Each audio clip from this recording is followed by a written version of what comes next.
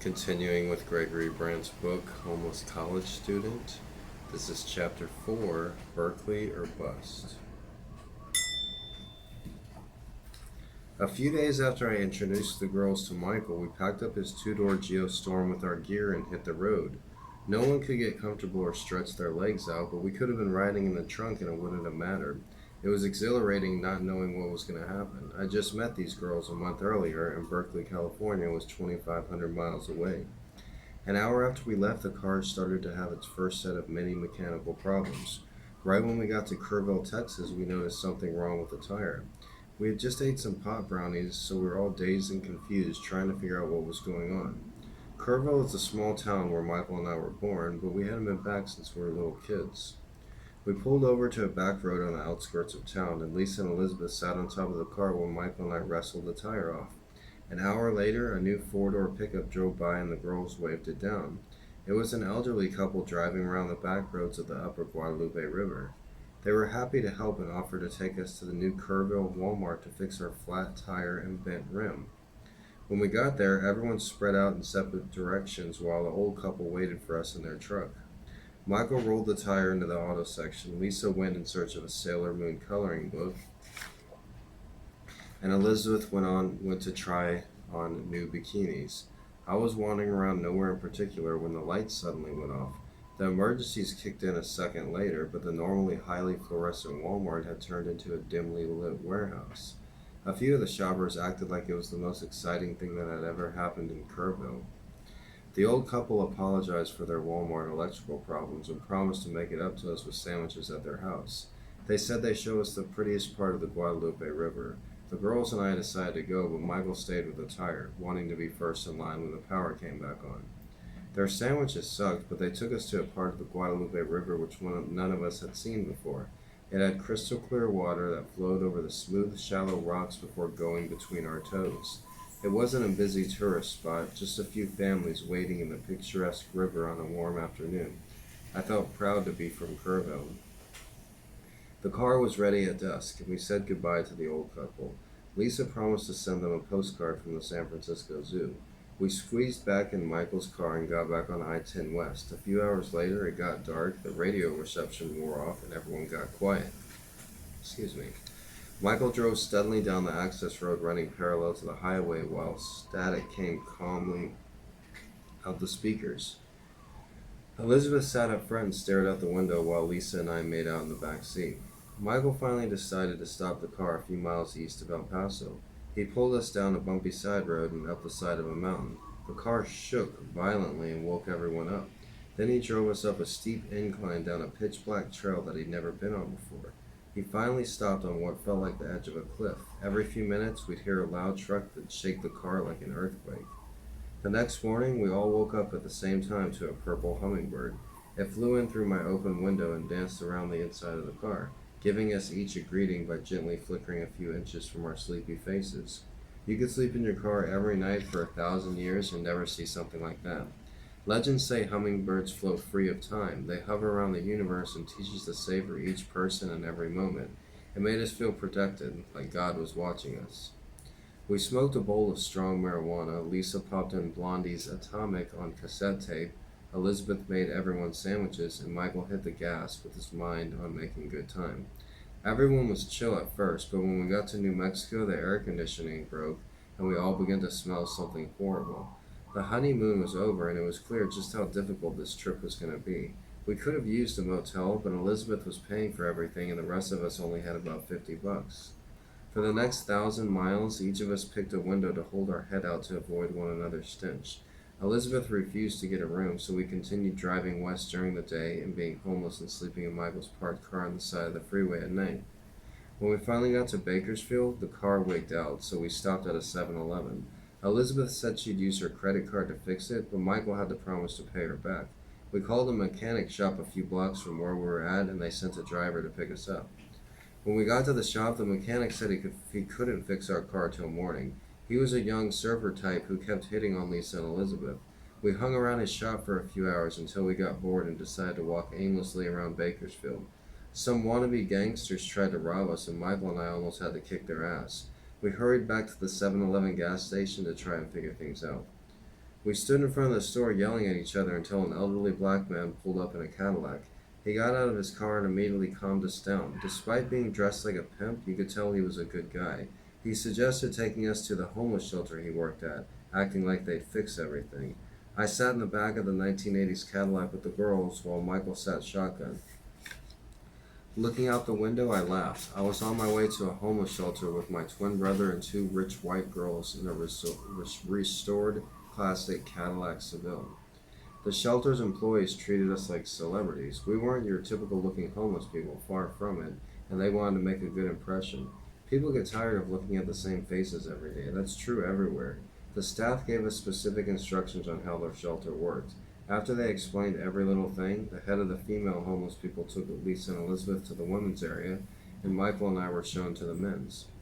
Everyone got cleaned up and met in the cafeteria for dinner. The girls were thrilled the food was vegan. The hot meal and warm shower couldn't have come at a better time for our road-weary souls. Nobody enjoys their life when they're sleeping at rest stops and living off PB&J. After dinner, everyone was herded like cattle into an outside courtyard. It would have been okay if it was just Michael and me. We could take care of ourselves. But I felt responsible for Lisa and Elizabeth, too. They acted like carefree kids at summer camp and didn't notice the old men drooling over their half-clad 18-year-old bodies. These weren't the type of girls you take to a homeless shelter, and there are very few realities where either of them would end up at one. They were the type of babes you find on a college campus, not bunking with druggies and felons who just got out of San Quentin and Sing Sing for rape and murder. After dinner, I tried to convince my crew to bail, but nobody wanted to leave after the warm welcome we got. Chapel service was after dinner, but they made sure everyone understood that it wasn't mandatory. Lisa was an agnostic, Elizabeth was rebelling against her Christian parents, and I was too young and stupid to know what the heck I was. Michael went for the sole reason that they had cookies. Most of that night's crowd decided not to go. This upset the Bible thumpers that ran the joint, so everyone that didn't attend service was brought into another fenced area that looked like a prison yard. I felt like I was going to get shanked. I was relieved when I found out they separated men and women at lights out. Men greatly outnumbered women here, just like they do at every homeless shelter, so Lisa, Elizabeth, and the rest of the women were put in a nest at the top of the bleachers in the gym where everyone slept. The next morning, at breakfast, I convinced the girls that a group of convicts were plotting to sneak up the stairs and attack them in the middle of the night. They got freaked out enough where they agreed to come with me to find somewhere else to stay until the car got fixed. We ate a big breakfast, then we set off to find an abandoned camp spot, an empty garage, or a park bench to crash under.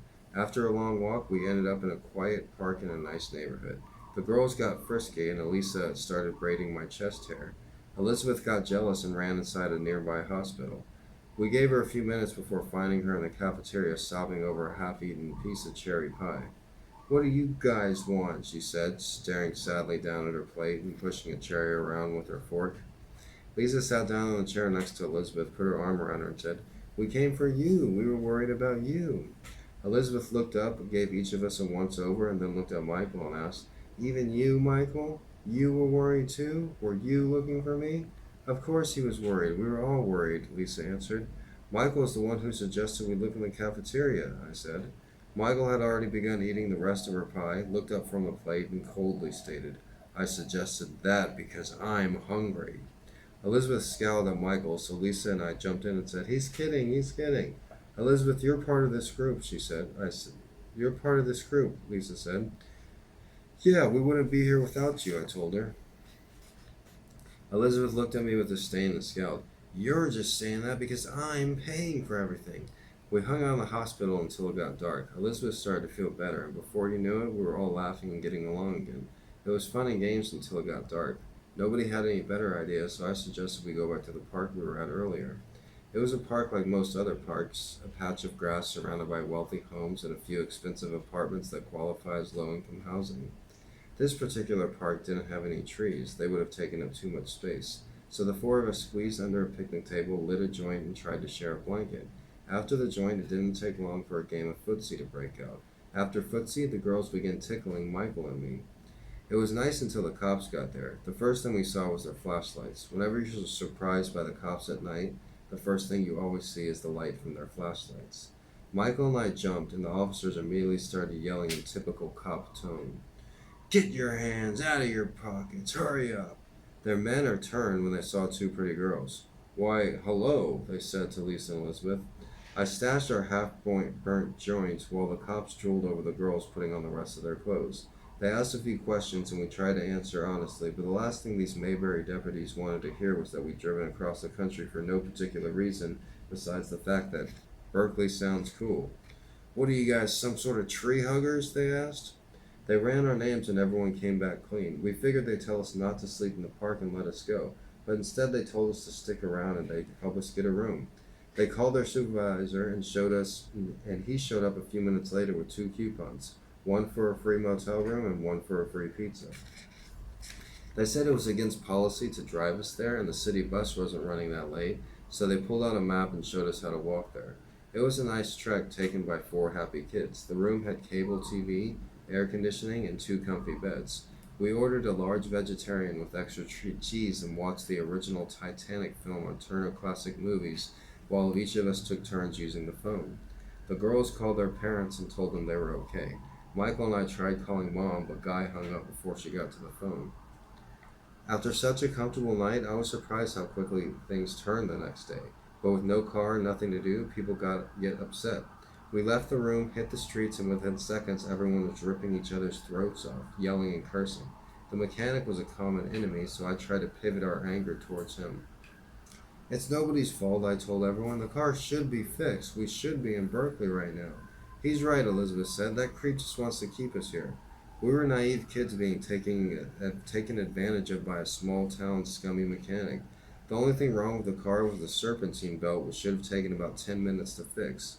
We didn't know anyone in Bakersfield, and we couldn't leave without a car, so the guy was basically holding us hostage. Elizabeth called him from a payphone and asked what was taking so long. He wanted her to come over to his house so they could talk it over, dinner and a movie, but she wasn't going anywhere without the rest of us. He hesitated for a minute before finally inviting us all to his house. I was surprised the mechanic lived in a nice place, but his parents were probably on vacation. The four of us sat on his couch while I told him about staying in a homeless shelter, a public park, and a motel paid for by the local police. You could tell he didn't like Michael or me. Taking these girls to a shelter, he said. You should be ashamed. We wouldn't have had to if our car was fixed, I told him. The mechanic said we could stay the night, but Michael and I had to sleep in the garage while Lisa and Elizabeth were invited to sleep inside, probably in his bedroom. The five of us got drunk in the living room before he pushed me and Michael in the garage. There was a strange vibe in the house the next morning while we sat on the couch. The mechanic suggested we all take showers. I'm assuming he wanted to. When I got out, I went back to the living room. Michael had gone outside, and the mechanic was sitting on the couch in the middle of Lisa and Elizabeth. Dude was wearing a tacky pink surfer tank top and had his bristly arms and hairy pits wrapped around my two female friends. Lisa scooted away, looked up at me, and said, "Sorry." They acted like I was supposed to be upset. Lisa tried to move down the couch, but the mechanic yanked her arm and pulled her back under his pit. She growled, jumped off the couch, grabbed me and Elizabeth by our wrist, and dragged us to the front yard. We walked over to Michael, who was sitting peacefully Indian style in the driveway, and sat down next to him, forming a circle. Nobody said anything for a minute until Lisa yelled out, "Fuck Bakersfield!" For the rest of the day, we walked around town waiting for our car. When we got back, it was supposedly fixed, but before the mechanic gave us the keys, he made one last attempt to convince the girls to ditch Michael and me and stay with him at his parents' house. Lisa wanted nothing to do with the tool, but Elizabeth considered it for a second. We finally got on the road heading out of Bakersfield, but only made it about 20 miles before the car started to have the same exact problem that we paid the mechanic to fix. We broke down at a fast food place in a town that reeked like cow shit. As soon as the car stopped moving, a swarm of mosquitoes ditched their shit patties for our young bodies. We were hungry, sunburnt, and sick of Central California. Elizabeth said she'd call the mechanic from a payphone. Lisa, Michael, and I ate french fries while Elizabeth yelled at the mechanic through the phone. It was like she was finally coming out of her mousy shell. I don't know what she told him, but whatever it was, it got the mechanic to send one of his cronies to come fix our car for free. We congratulated Elizabeth on her assertiveness. Her tentative nature had been driving the three of us crazy for most of the trip. To see her stand up for something important invigorated our crew. While we waited for the mechanic's goon, I kept my troop in good spirits by writing a story about our adventure on a picnic table near the restaurant. Covering the graffiti that was already there, I described what we'd gone through and everyone signed our names. When the mechanic's friend finally got there, he fixed our car in 30 minutes.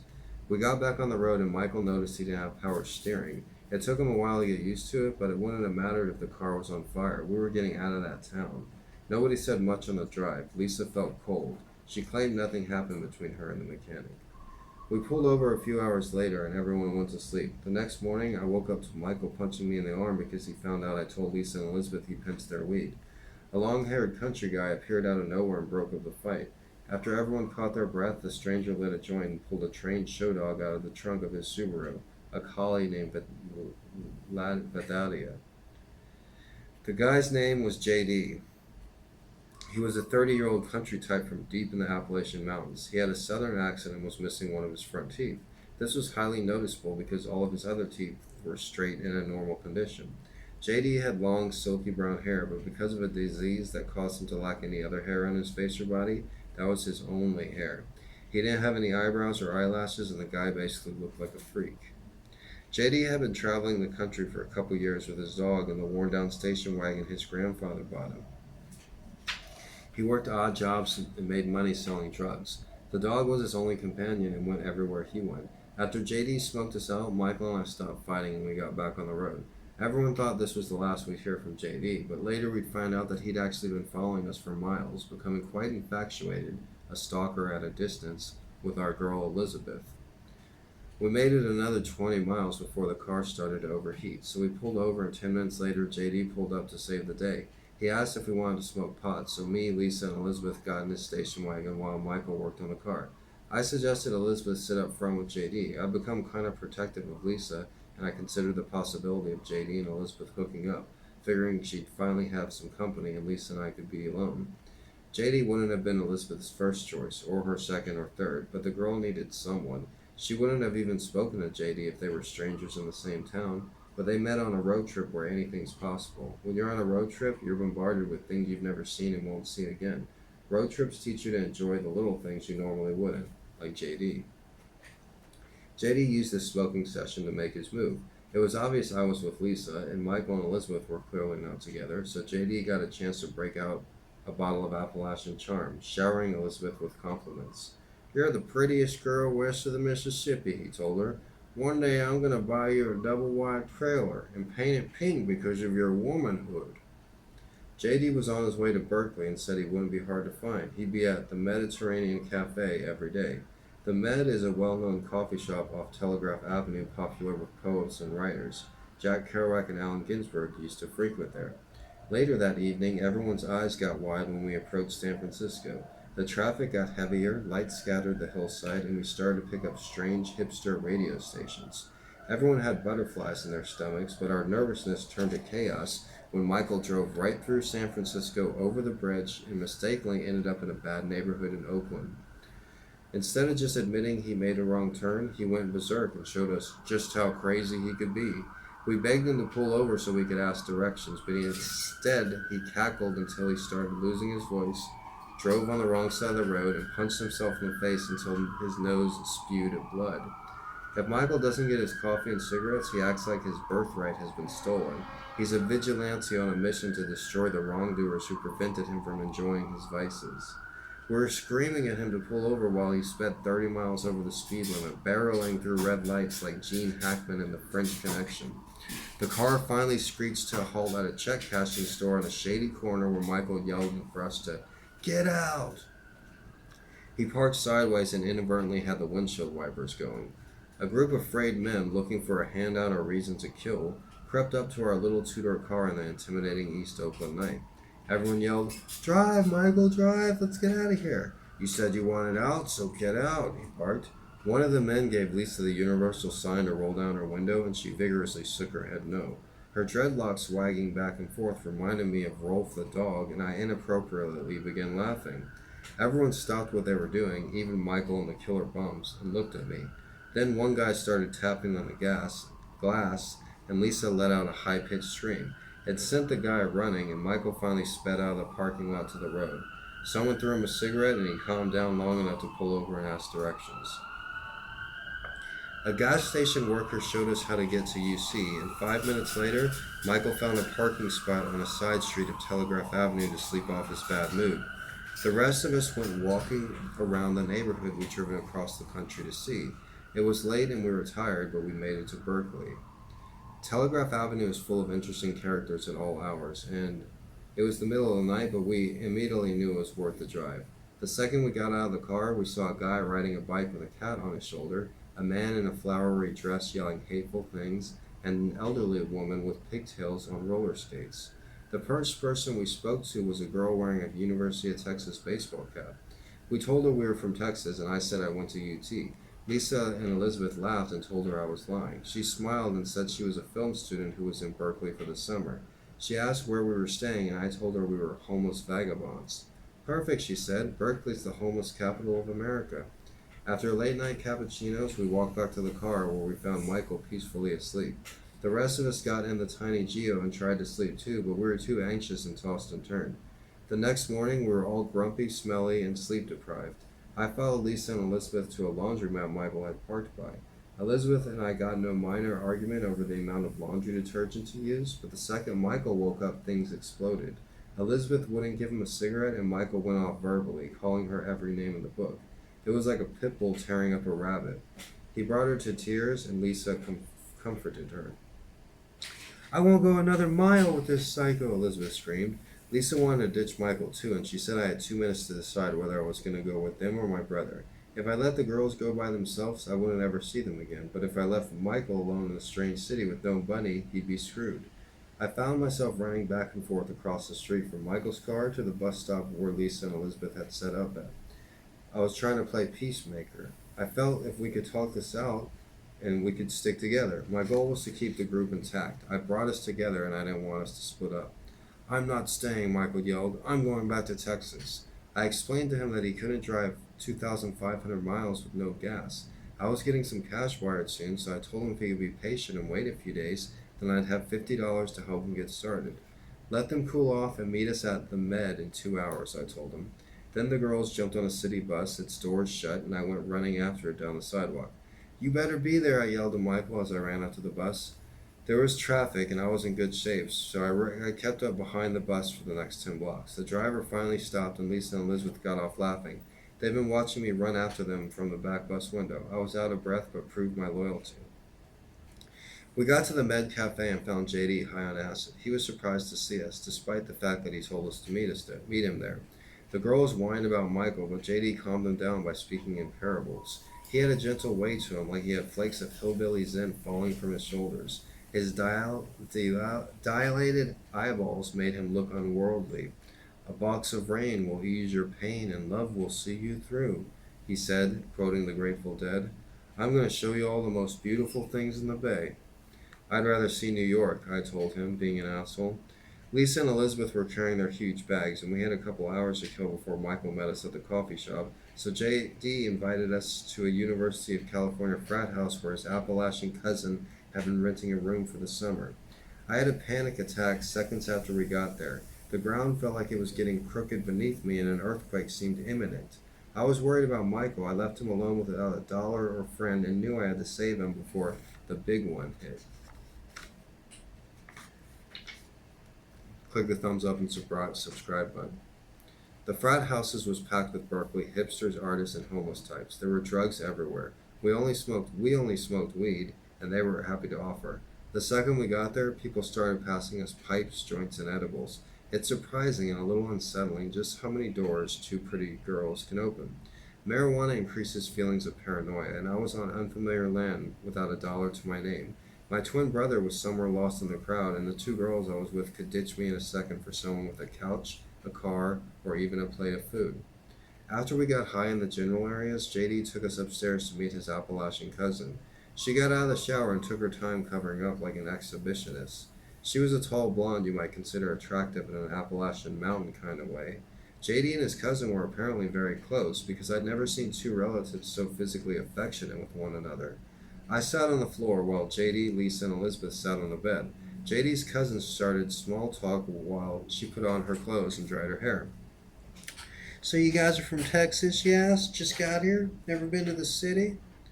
Now I felt insulted. Who did this girl think she was, assuming we've never been to a city? No, we might be from Texas, I said, but we've been to cities before.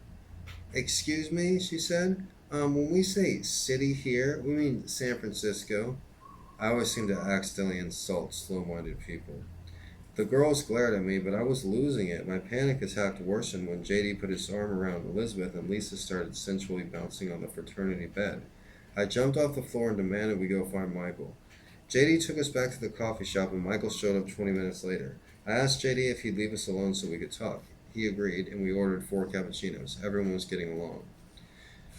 We've been through hell together, I told my group. It's been a journey for all of us, and we've all become better people together. I looked at each person individually and took everything I learned from motivational scenes and films to pull off a convincing performance. Now, I know we don't always see eye to eye or even get along, really, I said, but we came thousands of miles all the way from little old San Antonio, Texas, and we're the only ones in this entire coffee shop that did. Nobody could have done what we did, at least not in the way we did. We're the only ones who came from Texas, no one else. I was just stating the obvious, but I said it in a sincere tone that made us feel special, like we accomplished something. I could have been reading the inspirational scene from Independence Day and it wouldn't have mattered. The group was back together, and I even got Michael to apologize to Lisa and Elizabeth. He told them he didn't have any hard feelings, but he wanted to get back to Texas for a girl he was missing.